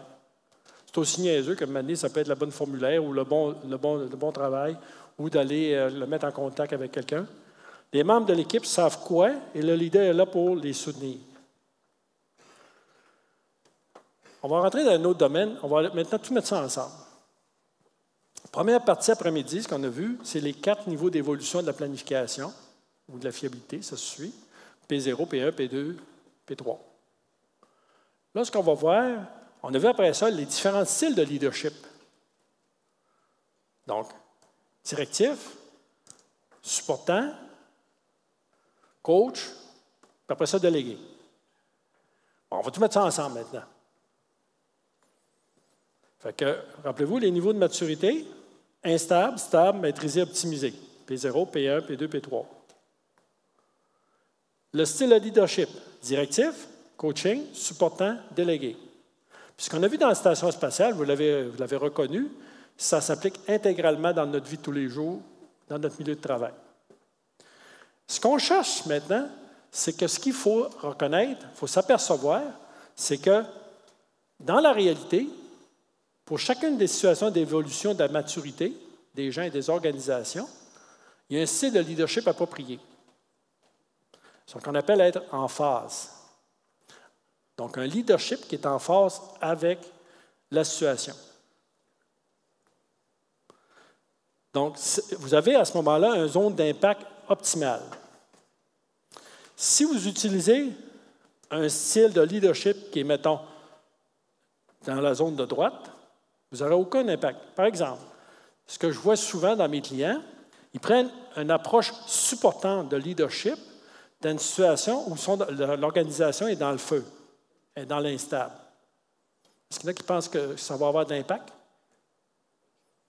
Non, hein? Y en a-tu qui pensent que ça peut avoir de l'impact? Pourquoi vous pensez que ça n'a pas d'impact? Peux-tu aller... J'ai vu que tu faisais... J'aimerais ton opinion. Il y en a qui ont fait par exprès pour se mettre loin pour que je les appelle. Je vais passer à vous autres tantôt. OK. Bien, pourquoi ça n'aurait pas d'impact? Moi, je pense parce que... Micro, En fait, c'est parce que en mode d'urgence, ça prend vraiment des décisions. Ça prend des directives claires. Sinon, tout le monde va courir comme des poules pas de tête. J'aurais dit la même chose. Merci, merci. À l'opposé, je vais vous donner un cas réel que j'ai vécu. Des gens de maintenance conditionnelle, niveau 2 et 3, que ça fait 10 ans qu'ils en font puis ils ont des bons résultats. Il y a quelqu'un qui arrive puis qui est du corporatif qui lui dit maintenant, il faut que je vous montre c'est quoi la maintenance conditionnelle. Je vais vous donner une formation là-dessus. Qu'est-ce que vous pensez qu'a été la réception? J'aimerais avoir des réponses de ce bord-là un peu. On a mis, tiens, la table, Adam. Le micro est là. C'est que tu en penses? C'est sûr que ça n'a pas bien été pris par l'équipe. Pas en tout. Ils ont sorti de même. Tout de suite, pouf! Merci. Résistance au changement, dans le fond. Ben, c'est parce que c'est comme donner un coup de masse à quelqu'un qui fait déjà bien une bonne job. Ouais. Ça ne donne rien. Fait que ça serait d'être directif dans ce cas-là. Merci beaucoup. Donc, ce que tu veux, c'est en phase. C'est en phase d'avoir le leadership approprié en fonction de la situation et des gens qui sont en place. Donc, maintenant, on va vous passer des feuilles qui vont avoir ce quadrillage-là et d'autres informations dessus. L'idée étant, c'est pour vous permettre d'évaluer où est-ce que est votre leadership personnel. Les carrés que vous voyez, à gauche, ça représente les niveaux d'évolution de la culture qu'on parlait tantôt. OK? De instable, stable, maîtrisé, optimisé. En bas, c'est les styles de leadership. Directif, on va y aller, ça va être plus simple demain. Coaching, supportant, délégué.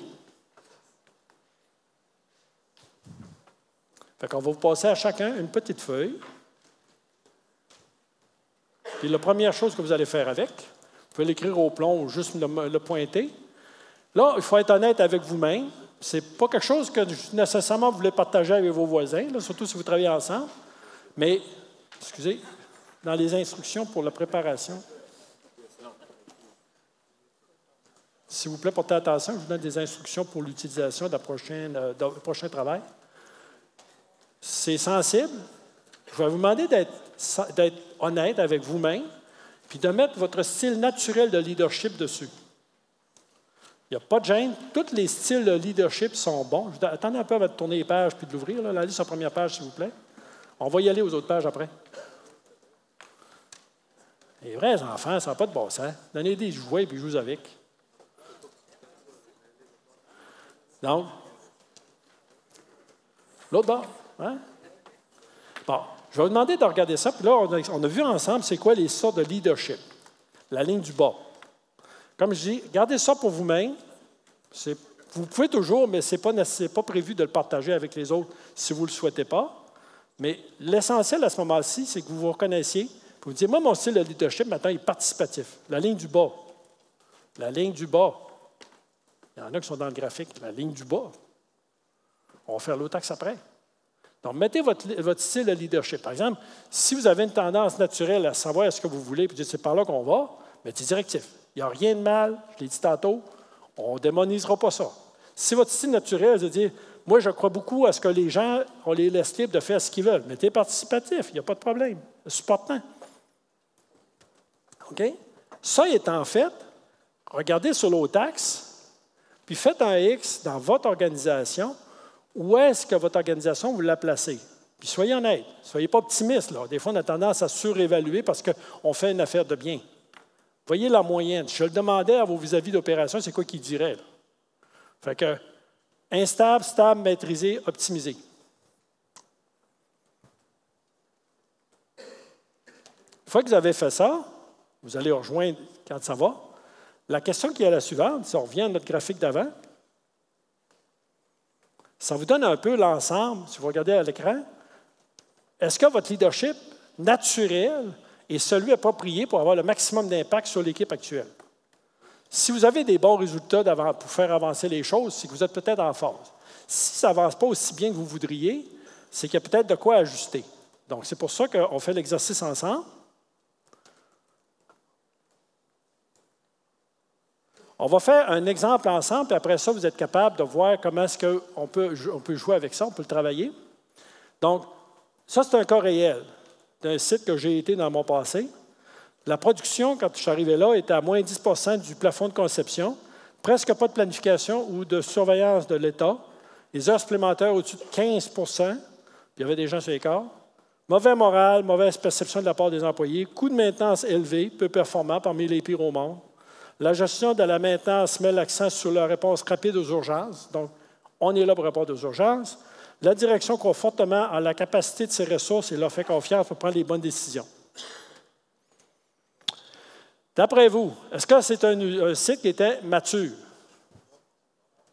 Non? OK. Où est-ce que le petit ouvrier dans l'axe de gauche?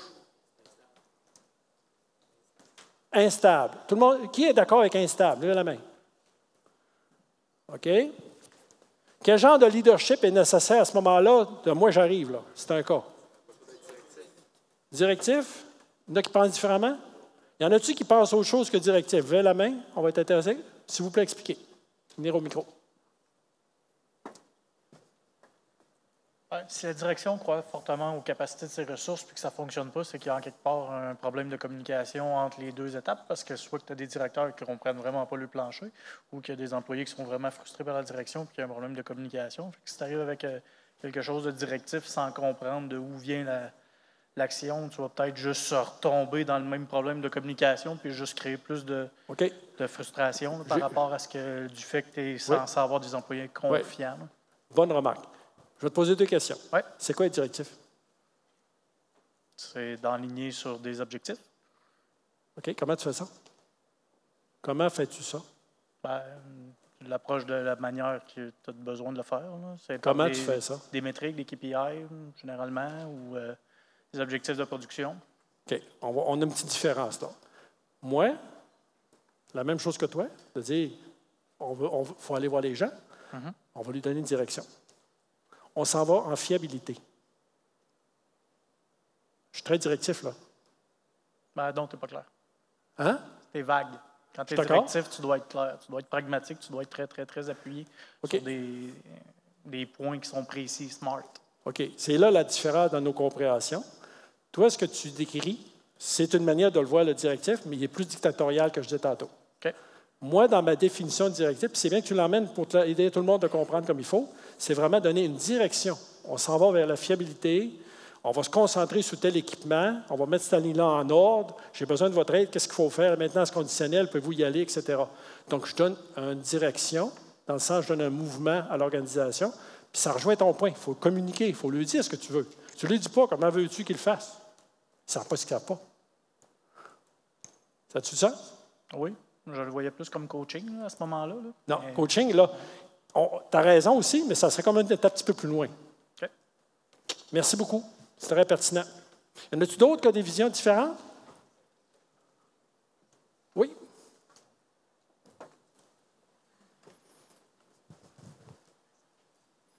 Moi, personnellement, je le verrais comme directif, mais persuasif, où on va donner un alignement à l'équipe. Puis on va vraiment leur présenter de façon assez claire pourquoi on s'en va là, puis les convaincre de notre point de vue. J'aime beaucoup. Ça complète ma réponse de tantôt. Super. Excellent. Merci beaucoup. Tout le monde est d'accord avec ça? Il y en a-tu qui ne sont pas d'accord? Attends, oui. Il y en a qui se grattent, je pense qu'ils se lèvent la main. Donc, on s'est entendu. Oups. Comment aborderiez-vous? Un peu. Comment le site, le niveau de maturité. Là, je vous l'ai demandé tantôt. S'il vous plaît, votez.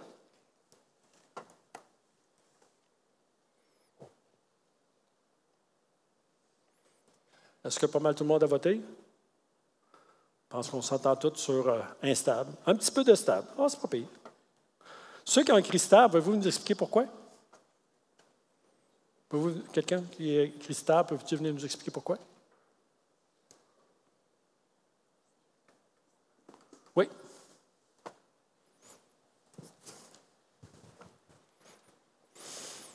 Bien, peut-être que les résultats qu'on a vus, ça allait mal avant. Il y a eu une certaine amélioration, mais ça a plafonné. Oh, ça allait pire qu'avant?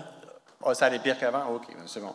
Mais tu sais, c'est peut-être stable, croche comme ça aussi. Ah, oui, ils ont atteint un niveau, là, puis pour passer à l'autre étape, ça prend une autre action. D'accord. Très bon point. C'est vraiment, si tu veux rester, c'est vraiment dans la définition de stable que tu emmènes. Toi, tu parles de stable, s'il vous plaît, reste. Si on a échangé, tu vas être rendu. C'est un très pertinent aussi. C'est que c'est dans la notion de stable. Ça permet de l'expliquer un peu plus. La notion de stable, ce n'est pas tellement stable comme dans les résultats, qui est ton point, absolument. C'est vraiment stable dans l'organisation, comment est-ce qu'on a atteint un certain niveau de maturité, où tous les jeux de base sont là, puis qu'effectivement, on est en contrôle. Ce n'est pas les indicateurs où ils sont. OK. Merci du point. Ça permet de préciser pour tout le monde. Donc, comment aborderiez-vous la situation? Directif, coaching, support. J'ai entendu un coaching tantôt. Délégué.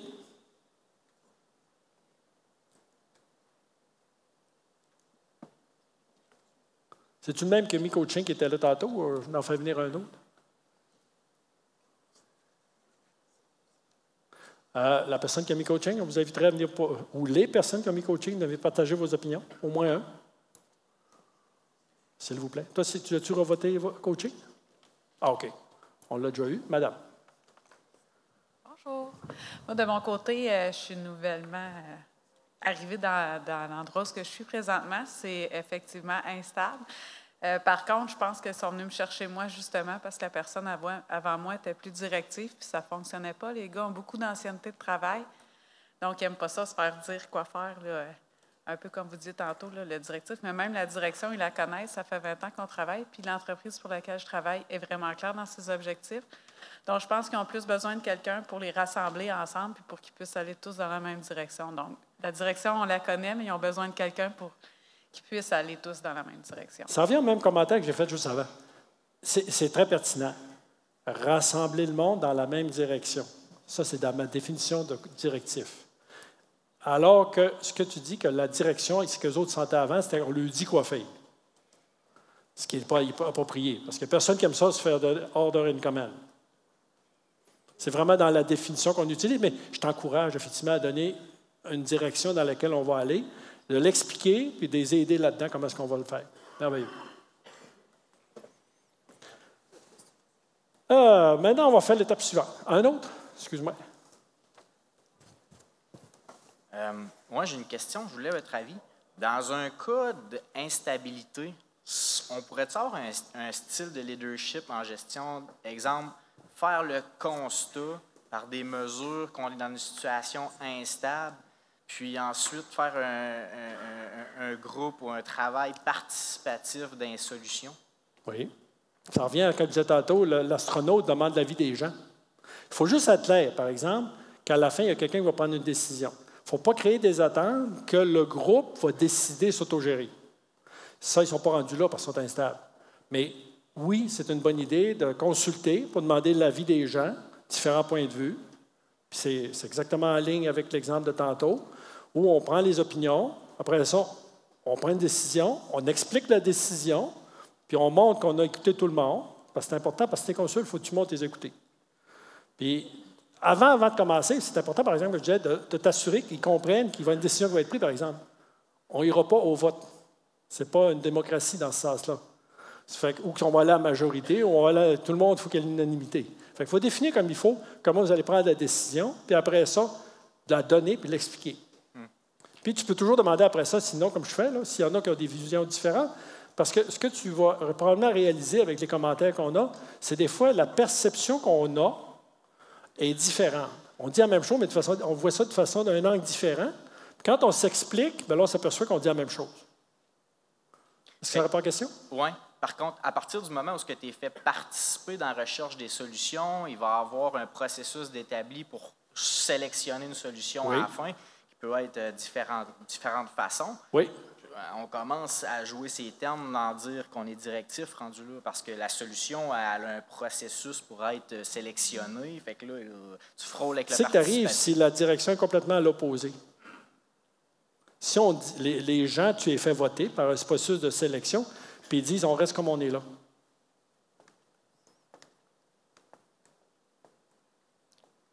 Ouais. Il faut qu'il y ait, dans une situation comme ça, quelqu'un, quelque part, à la fin, colle la shot. Fait que si tu prends un processus de décision, qui est un processus de convergence, dans le fond, pour trouver les principales mailles, il faut être clair au début, qu'il y a une personne qui a sa tête sur le bio, qui va prendre la décision, en vous considérant ce que vous dites. Après ça, on va l'implanter, mais on va vous expliquer pourquoi, puis on va vous impliquer dans l'implantation s'il faut. Ça dépend encore là un petit peu du niveau de maturité. Pour faire ce que tu dis là, il ne faut pas qu'ils soient complètement dans le feu. Si les gens sont tous actuellement à courir d'un bord puis de l'autre, là, pas sûr qu'ils soient si volontaires que ça pour participer à un comité pour décider comment est-ce qu'on va changer la manière qu'ils font. Effectivement. Ça va? Oui, merci. Merci beaucoup. Là, on va continuer avec l'exemple qu'on avait tantôt.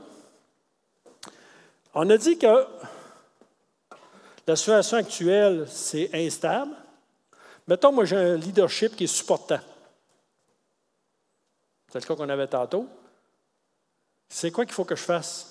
Mon style naturel est supportant, pas le style qu'il faut avoir. C'est quoi le style qu'il faut avoir? Directif? Comment est-ce que je fais ça? Change le leader. Flush-moi, envoie-moi un autre. Non, blague à part, comment est-ce qu'on fait ça? As-tu des idées? Ah oui. Je te vois, tu fatigues. Tu vas lui dire ce que tu parles. J'aurais dû prendre mes médicaments matin d'hyperactivité. Non. Dans le fond, il va se méfier de moi la prochaine fois. Il va se cacher dans le fond. Non, dans ce cas-ci, il faut en prendre conscience, dans le fond. Si c'est toi qui es à ce poste-là et tu es supportant, il faut que tu prennes ton chapeau directif et tu amènes la direction à l'équipe. Il faut que tu en sois conscient de ça. C'est une option intéressante. La première chose, c'est qu'il faut en être conscient. Pour ça, je vous ai dit tantôt, soyez candide, quand vous faites votre évaluation où vous êtes, là, pour dire où est votre leadership. Parce que c'est la base. Il faut que vous soyez conscient de comment vous êtes. OK? Après ça, il y a une vaste majorité de gens qui sont capables de dire, OK, c'est pas mon naturel, mais je suis capable de faire ça. OK? Le feu pogné dans la maison, je demande-tu l'avis de mes enfants si on sort? Non. Tu ramasses, puis tu t'en vas. Surtout si ils sont ados, ils vont s'ostiner, oui. Tu ramasses, tu sors. Sors. C'est ça. Tu es capable de le faire. Tu sors la manette avec. Tu sais qu'ils ont ton style de leadership, tu es capable de le faire au besoin. Il y en a, dans le cas, qui ne sont pas capables. Y a-t-il une autre option possible?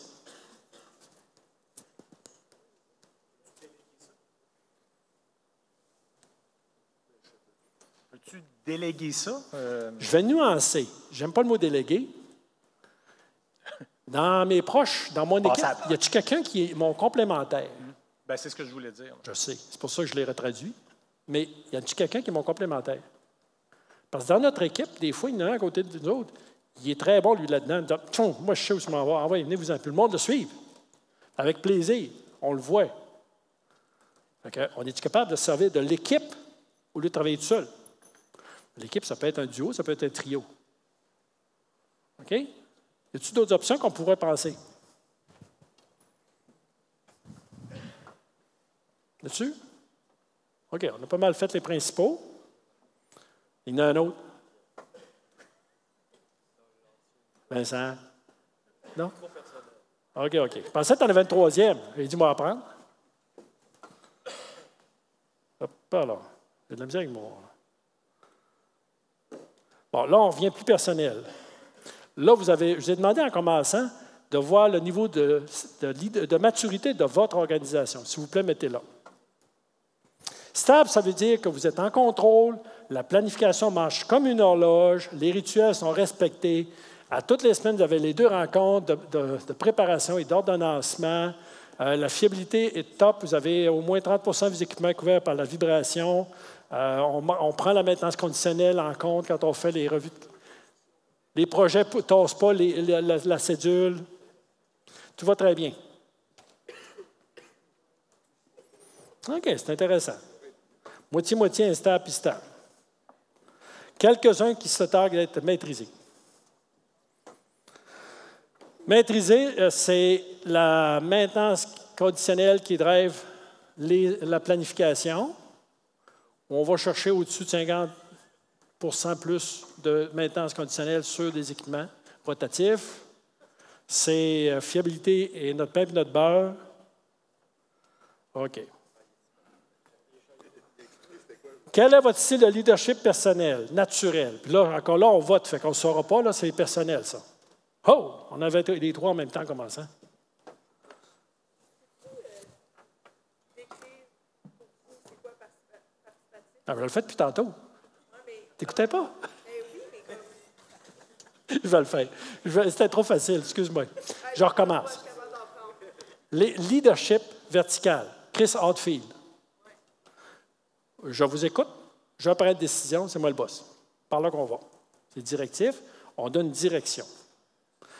On a la station spatiale, il y a de la fumée. Va donc voir si c'est telle affaire. Je ne veux pas toute l'équipe se garoche, là.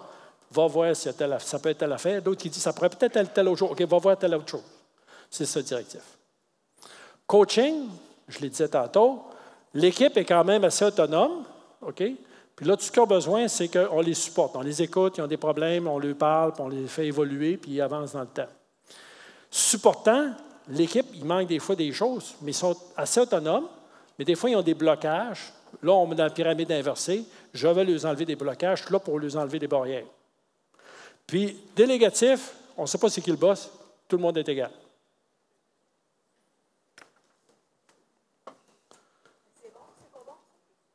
Tous les styles de leadership sont bons. Très bonne question. Tous les styles de leadership sont bons. C'est quoi l'enjeu? Non. Tous les styles de leadership sont bons. C'est quoi l'enjeu?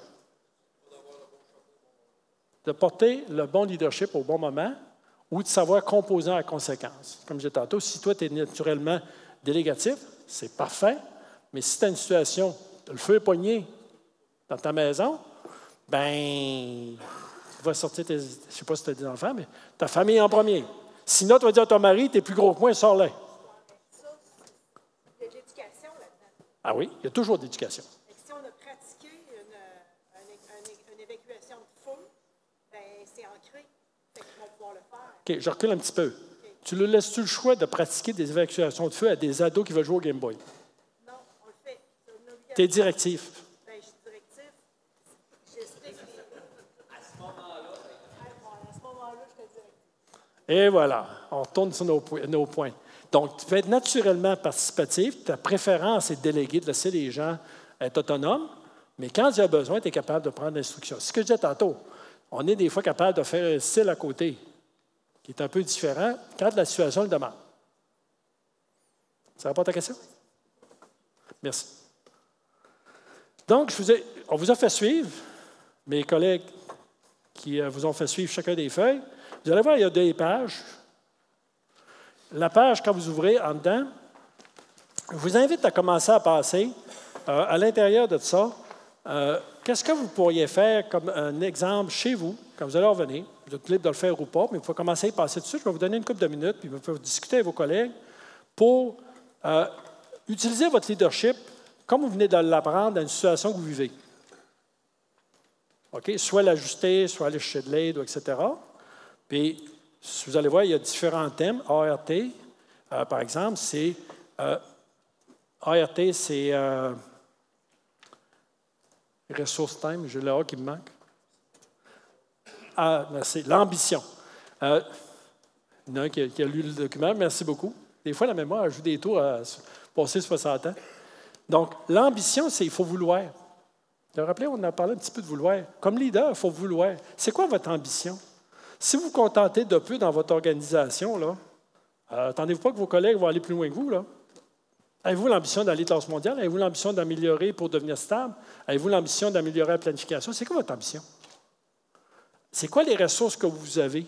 Avez-vous des ressources infinies? Moi, j'ai des clients que l'argent n'est pas un problème. Il y en a d'autres qui n'ont pas d'argent. Fait qu'il y en a qui peuvent engager, il y en a qui ne peuvent pas. C'est quoi vos ressources? Puis le temps. Si vous avez 10 ans pour le faire, c'est une chose. Si vous voulez faire ça dans 6 mois, bien, vous êtes mieux de mettre des ressources en masse, puis avoir de l'ambition beaucoup. Ambition, ressources et temps, c'est vos moyens pour agir.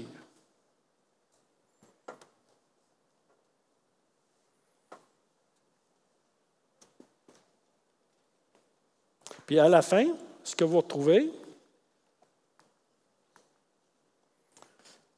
je vais vous laisser quelques minutes pour chacun des 3 contraintes et moyens d'influencer le changement que vous avez là. OK? Regardez, essayez de vous trouver 2-3 actions, 1 ou 2 actions à court terme, puis à moyen terme, puis trouvez-vous un jalon de suivi réaliste pour vous améliorer là-dedans. Prenez une situation que vous vivez présentement, je vous recommande, Puis dites-vous, comment est-ce que je peux l'adresser avec le bon leadership pour être capable d'avancer?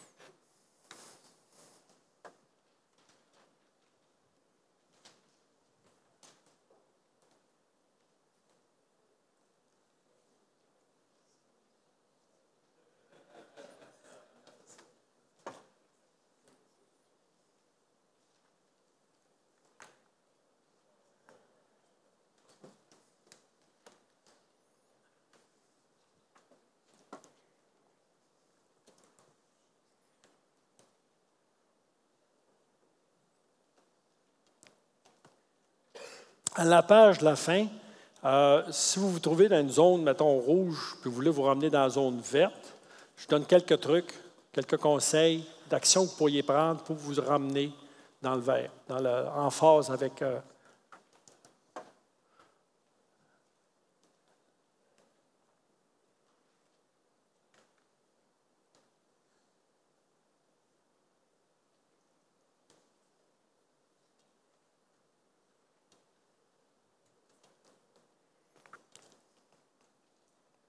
OK. Est-ce que pas mal tout le monde a fini?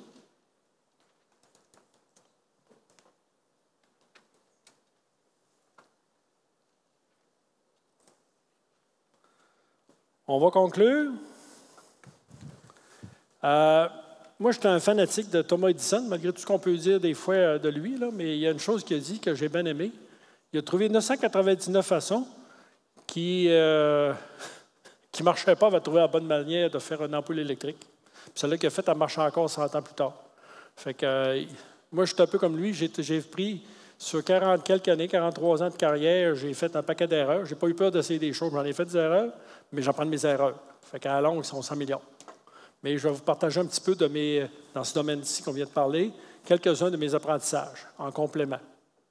Donc, un leader fort forcera l'établissement rapide des meilleures pratiques. Ça, c'est une croyance populaire. C'est des erreurs courantes. Ou inversement. En réalité, la troisième loi de Newton, elle s'applique encore là. La force égale une réaction égale et opposée. Ça marche parfois d'avoir un leader qui donne un coup de poing sur la terre, mais pas pour longtemps. Moi, ce que j'ai appris avec le temps, c'est ce qu'on appelle du leadership situationnel. Ça s'apparente au judo. On adapte nos moyens à la situation et aux personnes. Si ça pousse, je tire. Si ça tire, je pousse. Ça va pas mal plus loin de même. Oups, excusez-moi, mauvais piton. On va l'enlever. Les gestionnaires ambitieux, nous nous efforçons de passer aux meilleures pratiques telles que les équipes de travail autonome, RCM, TPM, en une seule étape. J'avais vu un directeur général d'une compagnie à haute technologie qui m'avait dit à un moment donné, je disais, ça prend 2 à 3 ans de monter une étape. Il dit, nous autres, on est bons, en 6 mois, on fait ça.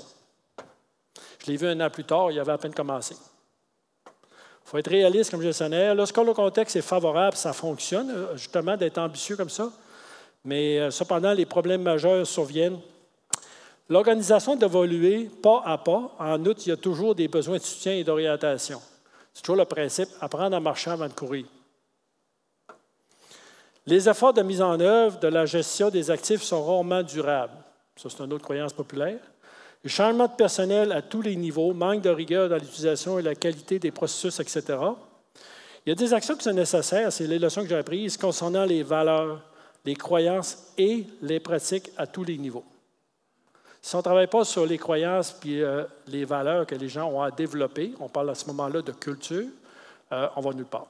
Ça ne durera pas, ça va être juste de la peinture sur une carcasse. Une autre erreur courante, les dirigeants surestiment les niveaux de maturité de la gestion des actifs dans les organisations. Juste pour que vous sachiez, avec mon expérience et mon vécu, je m'amuse particulièrement quand je vois une organisation qui dit qu'ils sont dans la maturité ou ils sont matures ou avancés. Puis là, que je vais voir les organisations, puis là, je leur pointe jusqu'à quel point ils étaient optimistes. Parce qu'eux autres, évidemment, un leader va toujours penser qu'il est meilleur qu'il est parce que lui, il veut se visualiser, il se projette, puis il pense que son organisation le suit. Mais quand on va vérifier concrètement, des fois, on a des surprises. Le leader doit être en avance pour diriger, par définition, sinon, il ne peut pas. Ce n'est pas en avant, quand on monte un escalier, ce n'est pas en haut de l'escalier pour tirer son monde. Ça ira nulle part. Fait que c'est nécessaire. Il faut juste faire attention que ça ne signifie pas que l'organisation elle-même, au complet, est rendue là. Donc, nous devons adapter nos exigences et nos attentes au niveau de maturité de la gestion des actifs et aller voir. Je suis un fervent partisan, moi, du aller voir. Je suis un gars d'usine. Quand je fais des évaluations, quand je travaille dans un projet, je demande toujours à un moment donné, je vais aller voir, sur place. Je parle avec le monde, je vais aller voir concrètement. Influencer les personnes d'une à la fois sans vue d'ensemble. Ça, c'est un autre affaire quand on veut exercer notre leadership. Chaque personne a ses propres antécédents et interagissent. Ça se parle en dehors. Ce que, des fois, il est préférable, au lieu de travailler une personne à la fois, essayer de les influencer, on fait une analyse de 360 des parties prenantes, où chacun est dans l'organisation, dépendant du niveau d'influence. On a vu ça hier, pour ceux qui étaient là, quel impact ils ont sur l'évolution qu'on veut avoir. Puis là, on peut travailler un plan de progression. Des fois, c'est juste, dépendant de le background des gens, d'où ils viennent, c'est juste de leur montrer ce qu'on veut faire. D'autres, ça peut être, ils ont déjà eu une mauvaise aventure, bien, comment est-ce qu'on les convainc que là, ça va être différent, puis ça va marcher, etc., etc. Donc, un plan 360 que j'appelle, c'est vraiment de regarder toutes les parties prenantes, au-dessus, chaque côté, puis en dessous, puis on regarde chacun des personnes qui ont un impact majeur, comment on va aller les influencer ou les emmener où on veut, dans la direction qu'on veut. J'ai terminé. Avez-vous des questions finales? Si vous n'avez pas, je t'inquiète. Ça veut dire que vous n'avez rien compris. Ou vous êtes épuisé, vous êtes à terre. Vous êtes dû pour un break. Je pense que oui. Hein? Je m'envoie, il commence à être jaune, ça fait que c'est le temps. OK, je vous remercie beaucoup pour votre patience. Ça a été une très belle audience.